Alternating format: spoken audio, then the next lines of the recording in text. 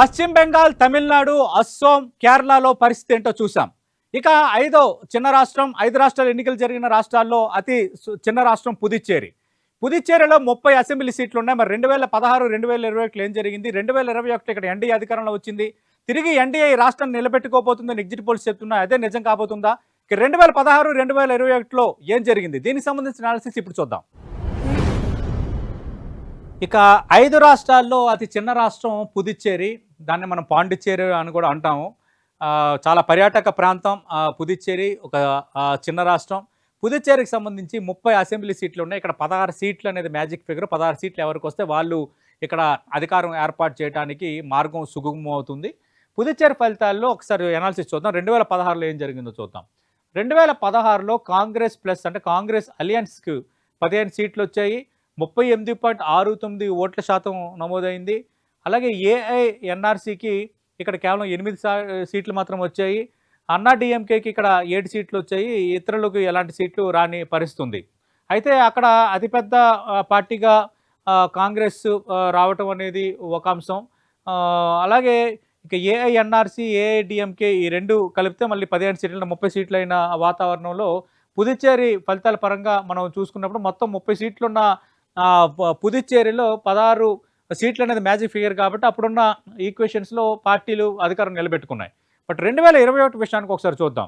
2021లో ఏం జరిగిందో చూస్తే 2021లో ఇక్కడ ఏఐఎన్ఆర్సీకి స్పష్టమైన మెజార్టీ వచ్చింది.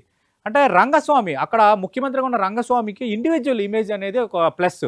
ఎందుకంటే మనం చూసే ఉమ్మడి ఆంధ్రప్రదేశ్లో కాంగ్రెస్ పార్టీకి స్ట్రెంత్ ఉన్న రాజశేఖర రెడ్డికి ఒక ఓన్ ఇమేజ్ ఉండేది. ఆ ఇమేజ్ అనేది ఒక ఓటింగ్గా మారిన వాతావరణం.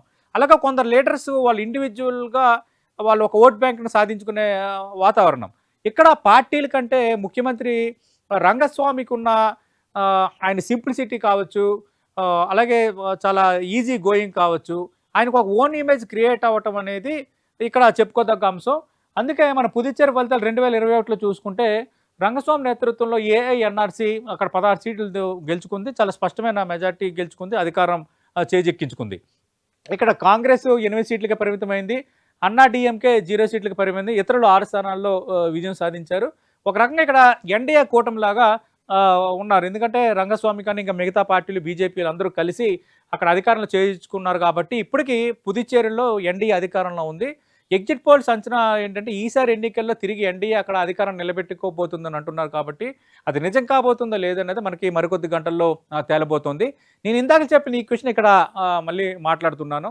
అస్సాం ఆల్రెడీ ఎన్డీఏ అధికారంలో ఉంది, తిరిగి నిలబెట్టుకుంటుందని ఎగ్జిట్ పోల్ సంస్థలు చెప్తున్నాయి. తిరిగి పుదుచ్చేరిలో కూడా ఎన్డీఏ తిరిగి అధికారాన్ని నిలబెట్టుకోబోతోందని ఎగ్జిట్ పోల్ సంస్థలు చెప్తున్నాయి కాబట్టి ఒక రకంగా మరికొద్ది గంటల్లో ఫలితాలు ఏం తేలబోతుంది అనేది మనం చూడాలి. కానీ ఒకవేళ ఎగ్జిట్ పోల్ సంస్థల అంచనాలు నిజమైతే మాత్రం ఎన్డీఏ అధికారంలో ఉన్న 2 రాష్ట్రాలను తిరిగి రిటైన్ చేసుకున్న పరిస్థితే ఒక రకంగా పొలిటికల్గా అది ఒక పాజిటివ్ లైన్గానే చూడాలి. అంతకు మించి అందరి దృష్టి పశ్చిమ బెంగాల్పై ఉన్నప్పుడు కూడా తిరిగి అధికారంలో ఉన్న రాష్ట్రాన్ని నిలబెట్టుకోవడం అనేది కూడా ఒక బెంచ్ మార్కే. ఆ నేపథ్యంలో కొంత ఎన్డీఏకి పుదుచ్చేరి కొంత సానుకూలంగా ఉంది కాబట్టి మరి ఏం జరగబోతుంది అనేది మనం మరికొద్ది గంటల్లోనే మనం స్పష్టంగా తెలుసుకోబోతున్నాం. ఓవరాల్గా చూస్తే 5 రాష్ట్రాలకు సంబంధించి మనం అత్యంత కీలకంగా 5 రాష్ట్రాల ఎన్నికలు జరిగాయి. అందులోని అస్సాం, పశ్చిమ బెంగాల్ మినహా మిగతా 3 రాష్ట్రాలు దక్షిణాదికి సంబంధించినవి.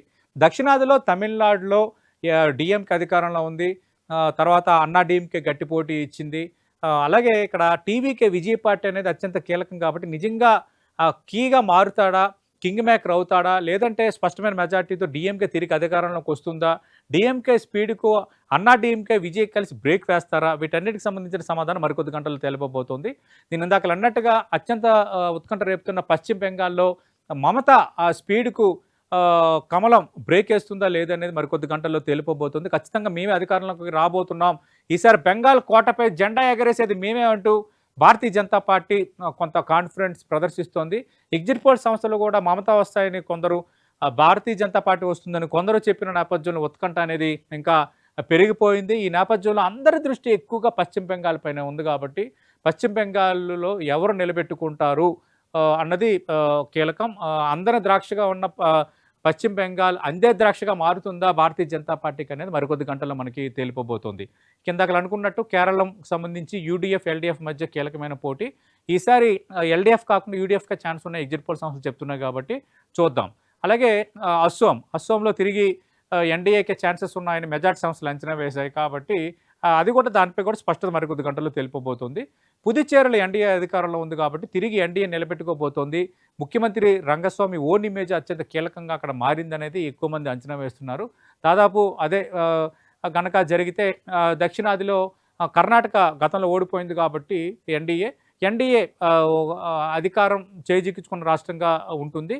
అలా చూసుకున్నప్పుడు దక్షిణాదిలో ఇప్పుడు మనం చూసుకుంటే ఆంధ్రప్రదేశ్ ఎన్డీఏ అధికారంలో ఉంది.